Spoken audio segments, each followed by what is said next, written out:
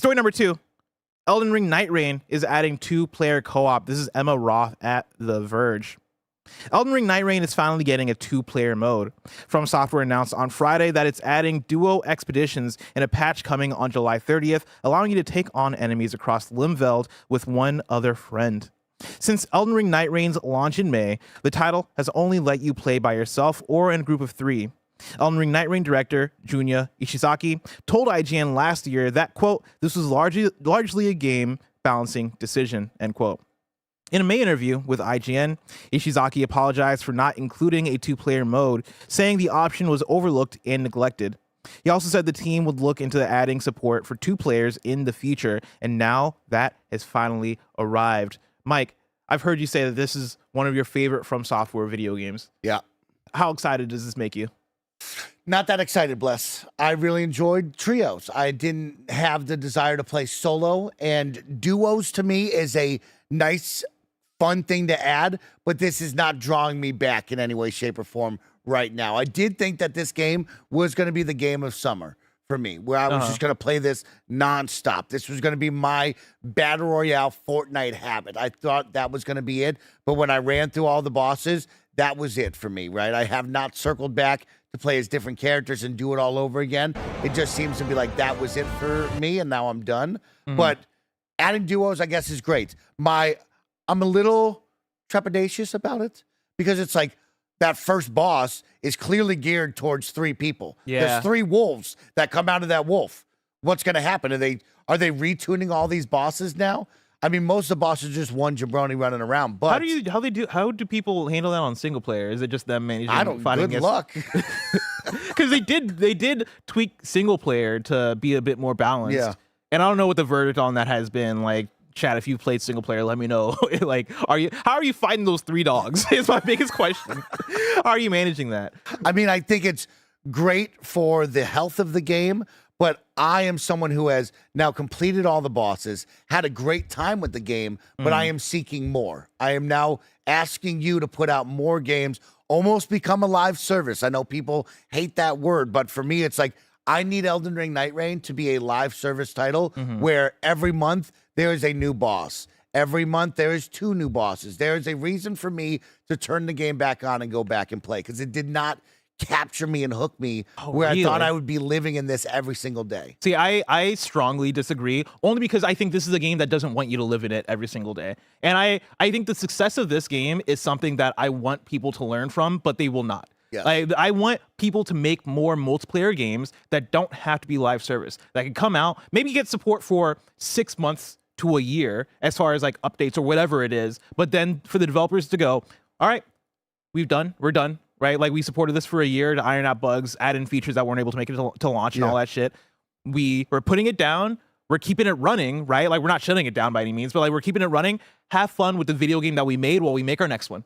I love that. I'll push back of like, that is such a one-off situation for these kind of world of games of like, but only why?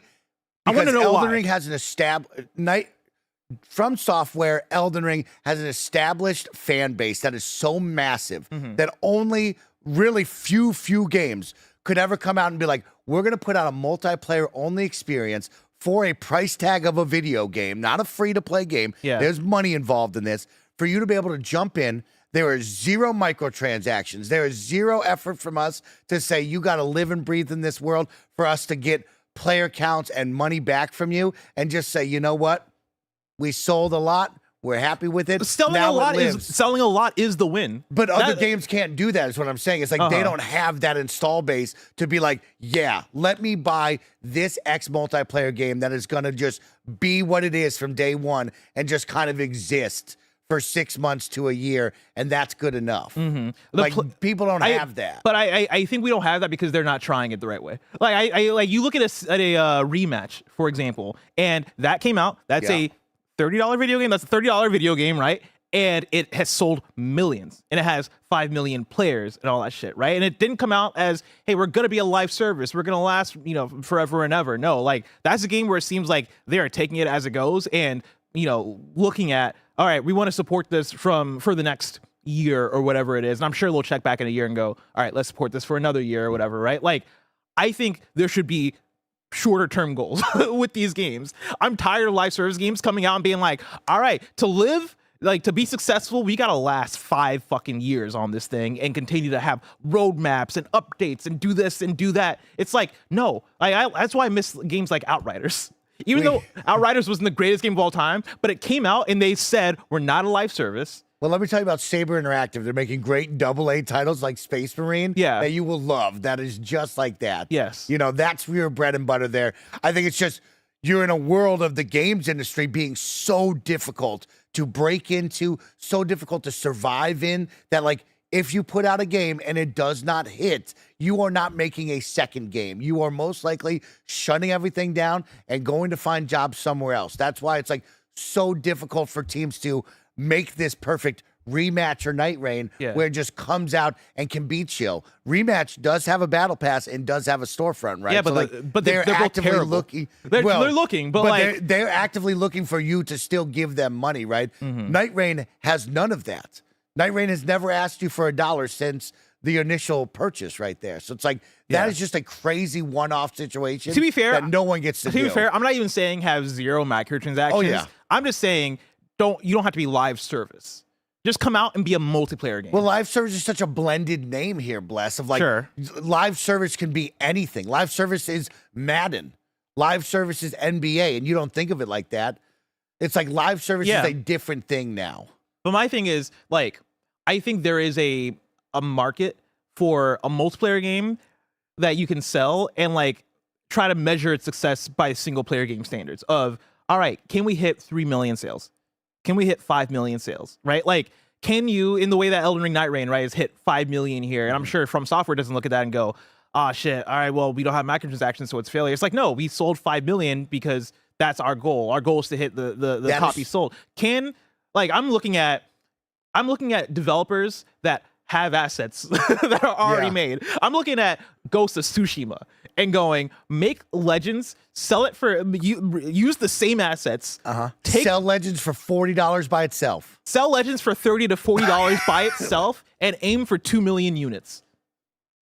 Okay. 2 million might be small for them, but like aim for a number. Hey, 2 million is good. Because like we're talking about this, a lot of what you bring up is a flash in the pan, a one-off, like great situation, right? Like we're talking about Peak selling a million copies, but they're selling it for like $3 to $10, right? So like, and that's like that one-off super streamer game. And they're also changing the map every single day, which makes it a live service title because it's live and every updating and evolving. That's why this live service has a weird, sticky, negative connotation to it because it's evolved so much that you say live service, you don't know which side of the map it really means, right? Yeah. But I get what you're talking about. It's like multiplayer online games. Yes. Let's have a conversation about that.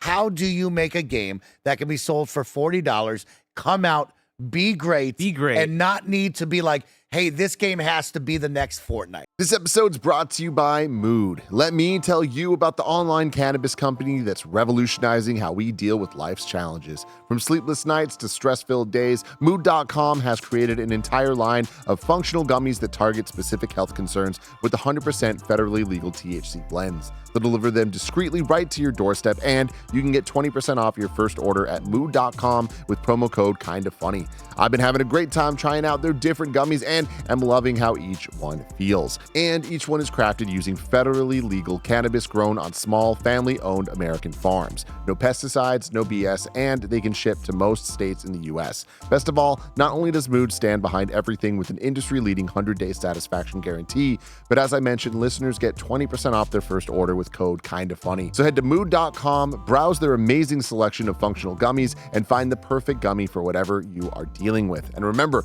to use promo code KINDAFUNNY at checkout to save 20% on your first order. That's Mood.com, MOOD.com, promo code KINDAFUNNY. This episode's brought to you by Factor. Summer is here, baby. That means more sun, more light, but it should not mean more hours inside cooking. That's where Factor comes in. Factor's chef-crafted, dietitian-approved meals are ready in just 2 minutes, taking the hassle out of eating well. Multiple people here at Kinda Funny have been loving their experience with Factor, and you can too. Factor meals arrive fresh and ready to eat, perfect for any active lifestyle over summer and beyond. With 45 weekly menu options, you can pick gourmet meals that fit your summer gains and goals. Choose from options like Calorie Smart, Protein Plus, Keto, and more. Factor powers your day, sun up to sundown, with nutritious breakfasts, on-the-go lunches, premium dinners, and guilt-free snacks and desserts. Factor has your whole day covered. Enjoy more this summer. Get Factor if you want all the flavor and none of the fuss. Get started at factormeals.com/kindafunny50 off and use code kindafunny50 off to get 50% off plus free shipping on your first box. That's code kindafunny50 off at factormeals.com/kindafunny50 off for 50% off plus free shipping. Yeah, Right? our studio has to solely focus on this thing for the rest of our existence. And that is a difficult thing, right? Night Rain is tough to point at because it has such an established fan base and market already that you and I making video game X are 0 to no chance of that happening. Now, you look at Sucker Punch when you bring up Ghost of Tsushima, we could talk about that, right? Here's a game that people know. They're getting the sequel. Legends is something that's already happened that they can build upon, right? Yeah. I don't think everybody and their mother knows about Legends, right? So it is going to be a selling point, but could we sell a Legends one-off thing like Night Rain for $30 to $40 1,000% you and could. get 2 million sales? 1,000% you could. 1,000%. I see people in chat saying I wouldn't buy it, but I don't- 1,000% it's selling that much. I'm going to say I don't think so. I'm Why? going to say I'm worried about that because $30 to $40 for a multiplayer only experience right now in today's market is a very difficult sell because that requires $120 from you and your group to jump in, right? Ghost of Yote is different. It's got the PlayStation backing. There's a name to it, but That's what I'm saying. I'm 2 saying million is tough. With the Ghost of, you put the Ghost of Yote name on it and Yep. make it a good game. Yeah, it's selling that much. Like, I don't even think it's a question. I think it's do selling you that think much. Legends would have done that? Because is Legends considered a good game? Yeah, Legends is I fantastic. enjoyed the experience, but is that enough to sell 2 million? I think that's a really good question. Yeah. I think you would have to package it. It depends on how you package it and how you market it. Then I'll push back. Why are these teams not doing that? Why is Sony That's who what is I'm trying to saying. jump We're into asking- a live now we're service asking the market? same question. You know what I mean? That's my question. Call them up and say, why are we not doing this? Because it seems like an easy dunk. Yeah. If we have a good product think- and a good game and you want to get into the live service multiplayer push, why not push this team or say, hey, we'll give you whatever help you want.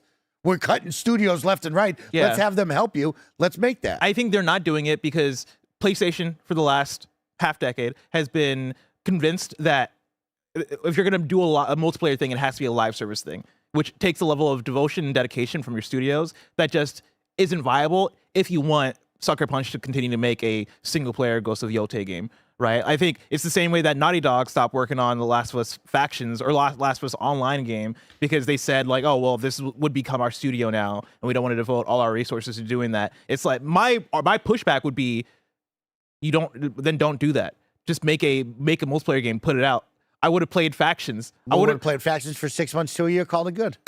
Yeah. Like I would have played the one and done thing. You got that you 2000s did already mindset. in 2013. Yeah, exactly. I would have played that game. Take that, spin it out, charge $20, whatever the fuck for it. So what was in the tea leaves back then to have these teams stop doing that? Because when you bring up what you're saying here, that reminds me of Mike as a gamer in 2000s to the early 2000s, right? Of like, these were everywhere. All of these single player games had the tie-in with multiplayer games that just kind of survived and lasted with them until they died off. It was the fact that they were packaged in one thing, right, which takes dev time, and also you're not necessarily seeing the return on that. When you put Last of Us Factions as part of the single player thing, right? Like you can't really measure, why are people buying this for online? More likely than not, no, people are buying Last of Us to play Last of Us. And so I think that's first and foremost. And then secondly, I think they see Fortnite. I think they see the numbers. It comes back to the graph that I always talk about that PlayStation put up in like their financial earnings, talking about how this is where games are at now. Like this is like 2021 or something like that. This is where video games are at now. This is how much money is being made off of post-launch microtransactions. We want to focus on this. That's why we're allocating now 60% of our budget toward live service. I think that's the big thing, right? So they probably see a Ghost of Yote, or they probably talk to their studios and go, hey, like we want to see more live service. If you give us more live service, then you're going to get more investment from us, making these studios go, well, instead of just making a multiplayer mode, let's now take what was going to be a multiplayer thing and turn it into this big live service thing that's untenable and then eventually gets canceled because they couldn't do it. Because God of War Online as a live service doesn't make sense, Bluepoint. I love that you spin facts. That's what we're here for this conversation. That is very well said. Now, the interesting part is, could you flip that selling point and say, hey, we're going to make this smaller multiplayer situation and we'll have sales and skins. This isn't a live service, but we will still try to capture a little bit of extra cha-ching, some money for you. I think 1,000%. 1,000%. Yeah. Why is Sony not saying yes then? You know what I mean? Like, come on. Because now, they don't know what they're doing. That's like, I don't want to say they don't know what they're doing. They're business people. They know more than me when it comes to the numbers and all that shit. I just don't think they're experimenting with that stuff enough and trying with that stuff enough. Should Ubisoft try to experiment and bring back the Assassin's Creed multiplayer then? When we talk about Ubisoft, now we start shooting over at other teams, right? Ubisoft has a fun idea of a hide and seek tag-like situation in a Assassin's Creed multiplayer. Listen, what are they hiding from? Especially when Among Us took over the world a couple years ago. This social deduction game. You could make Clue with Assassin's Creed. You could make Ultimate Parkour Tag with Assassin's Creed. Why are we not saying, man, if we're only going to focus on the big three, let's make this for $20 to $30 and see what happens? Mike, I don't think there's any way to save Ubisoft. I can sit here all day and talk about like PlayStation IP or like, you know, the big like Xbox IP or Nintendo IP and what I think should. No, there's nothing you can do. It's too late. We're done. Like, pack it up. All right, let's wait to get bought out by some big corporation. Oh my God. And you know, have them fucking manage Assassin's Creed and yeah, no, it's done. It is. I don't think there's a way to fix it. Very interesting world, and I would just encourage all the viewers and audience out there to remember live service is a really crazy umbrella that can be used in all different ways. So it doesn't always have to be negative. Yeah. I think with our audience, the moment you say live service, we immediately go to Fortnite, and we don't want that, and we get really negative. But remember that this term is so gray now because it encompasses so much. 1,000%. That change your mindset when you think of that word and stuff. Yes. But and I know Bless, even what I'm like saying, what I'm talking about, and you know, I think, you know, it's the fact that I'm saying don't do a live service. Even what I'm talking about is a form of live service. I'm just trying to say, let's make it measured. Yeah. You know what I mean? But like, I'm also of the mind of, I don't think live service is a dirty word. I just think it's being used in a dirty way by a lot of these companies, and they don't fucking know. Like, they overscope. They overestimate what they can do with what they're trying to do. Well, here. really quick before we leave, let's bring back the From Software. You know what should be next then? What's that? Because of course they're making a PvP situation with Duskbloods, but you know what I would look to next? Armored Core. And I would be making a multiplayer standalone situation with Armored Core multiplayer. See, this is where we've changed the positions, because I'm like, that's not going to sell. What are you talking about? Mecha Break had you interested. What if I said that Armored Core came out and has a small multiplayer mode where it is we are battling mechs? I mean, you have me. Let me look up, because I think I just don't have that same feeling about the Armored Core IP as far as the sellability of it. Yeah. I'm even impressed that we got Armored Core 6 Fires of Rubicon, but even in that, remember, that game came with a multiplayer mode, because I think that's the level that that From Software sees it at, of like, hey, this is a core part of this franchise. We're not going to spit it out into its own thing. Like, that's going to take a lot of time and effort and resources. Let's just make a mode within the game that already exists and call it a day for the people that really want that. I would be fascinated about an Armored Core multiplayer like live service thing. I just don't know if it would work. Okay. I just don't know.